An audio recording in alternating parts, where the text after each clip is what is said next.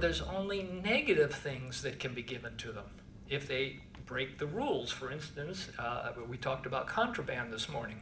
Contraband can be something, in Michigan, if you go to the doctor and the doctor prescribes Motrin for your sore joints, and you keep the bottle in your cell because you don't want to have to go back to the doctor and pay a fee and such next time, and the medication limit runs out, and you have that in your cell, that is contraband, and that gets you a disciplinary ticket. So what happens is every little breach of the absolute rigid protocol gets you a ticket, and then you get more and more tickets, longer term in shoe, and it goes on forever. Now what happens to the guards who are doing these kind of punishments? They have nothing good to give. They could be cheerful, but they're not. They have nothing good to give, and they only take away. And what they start doing is micromanaging the prisoners. And if the prisoners say the wrong thing, they give them a ticket. And it just gets worse and worse, and they get more and more callous. Now, besides that cultural phenomena, which I call a culture of punishment, then there are the policy-driven cruelties that go beyond solitary confinement. Cell extractions. I won't spend a lot of time talking about this. I call it hockey uniforms. 5 guards come rushing in on the prisoner, wearing pads all over their body, including helmets, and carrying a shield, which they slam them up against the wall. One of the guards is assigned to each limb, and that's officially called a takedown, but prisoners call it cell extractions.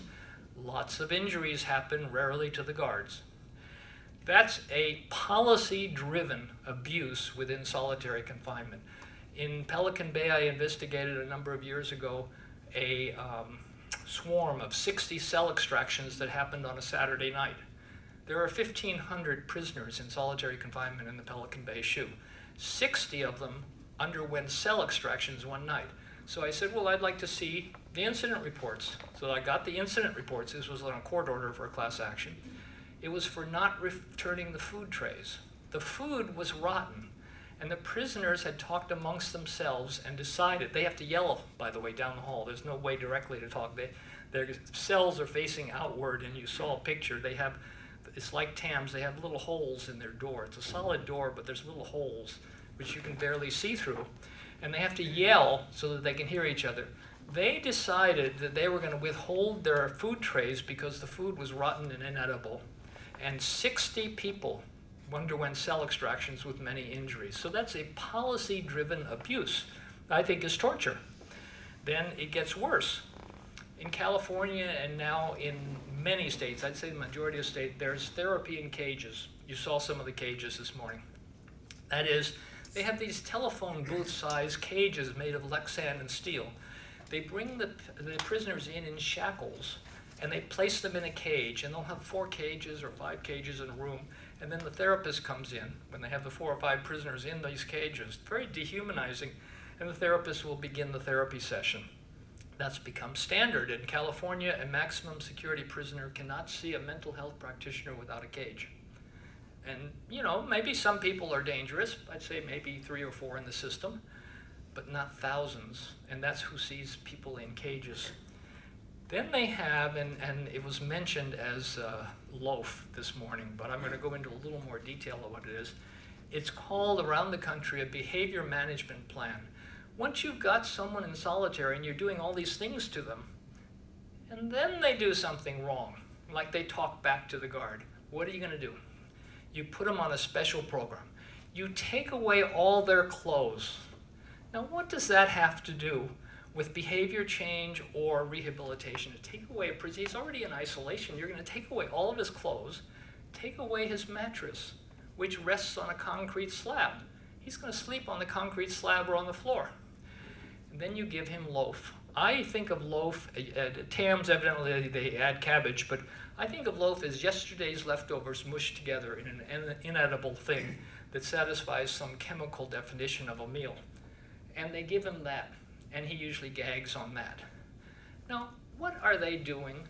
This is policy-driven. This is okay according to the policy of the Department of Corrections. Then there are the abuses that aren't policy-driven. For instance, rape. Rape is not part of anybody's sentence.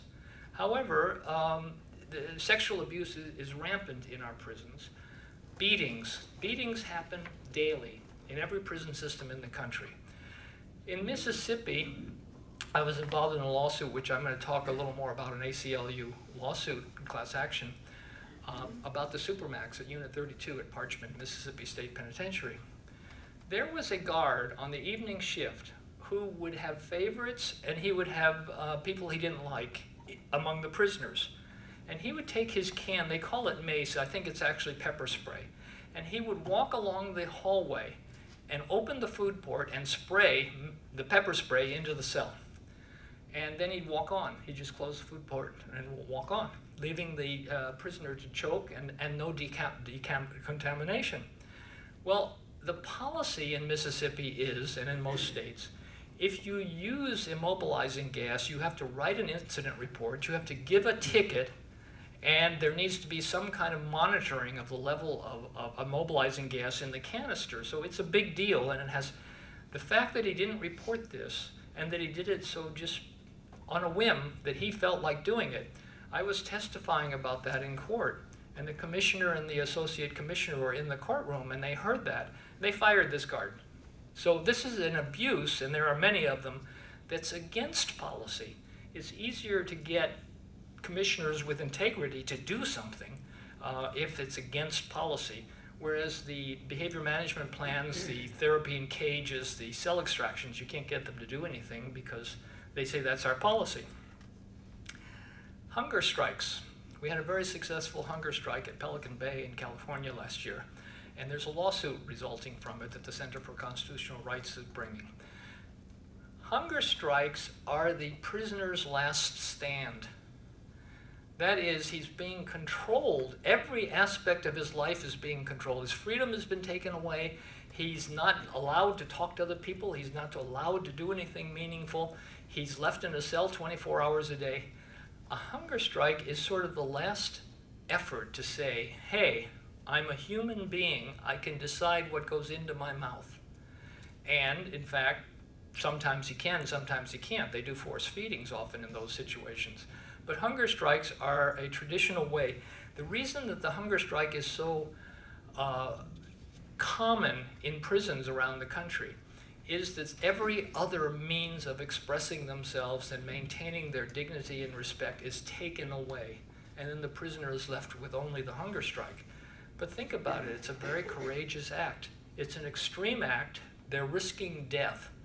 But in California, 6,000 prisoners went on hunger strike in sympathy with people in Pelican Bay who started the hunger strike.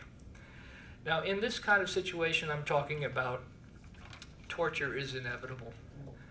The National Religious Campaign Against Torture asked me a few years ago, what in the prison experience is torture?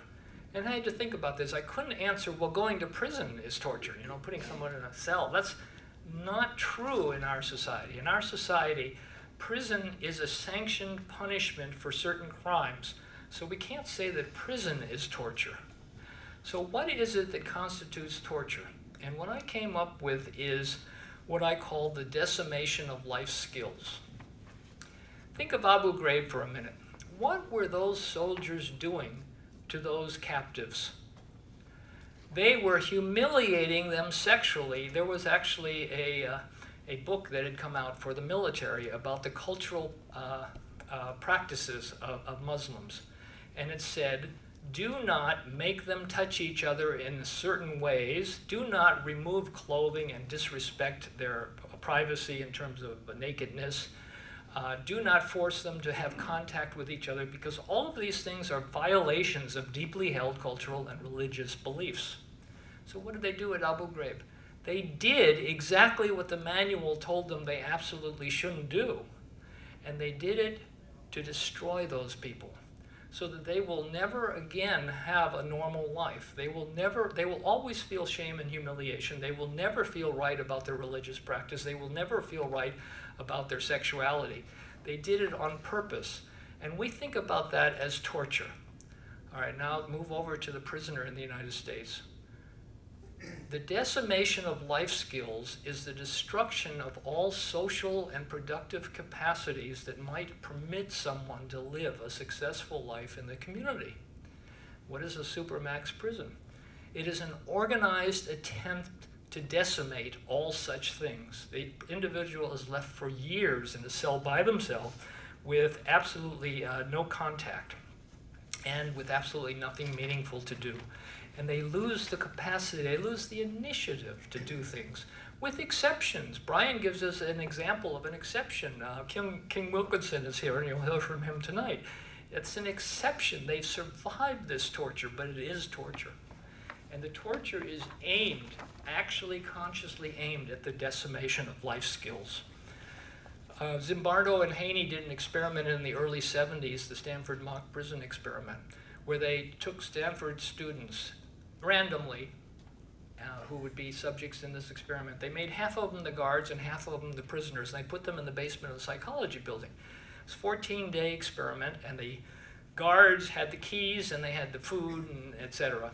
They had to stop the experiment within a couple of days because the guard students were becoming so sadistic towards the prisoner students, and they were their peers. They got the same grade point averages, and they got the same pay for participating in the experiment. Now, what Zimbardo and Haney concluded was there are two prerequisites to this kind of inevitable sadistic behavior. One is that one group of people has absolute control over another group, and the second is the group that's out of control, that's being controlled by the other group, has no recourse if something wrong happens to them. I think there's a third, and I said this back to Zimbardo and Haney, and that is that the entire phenomenon has to be secret. There has to be no outside surveillance of what's going on. Well, what have we got in prison? We have structurally set up a situation where the guards have absolute power over a group of prisoners who have absolutely no recourse, even though policy allows them certain complaint procedures. If you look at rates of disciplinary hearings or complaint determinations, the disciplinary hearings, they have between 95 and 100% found against the prisoner. That is, the guard writes a ticket, hearing officer gets the ticket and decides is they guilty or not guilty. 95 to 100%, the 95 is in the more fair system, is decided against the prisoner. Complaints, about 95 to 100. I don't know, is that a fair estimate?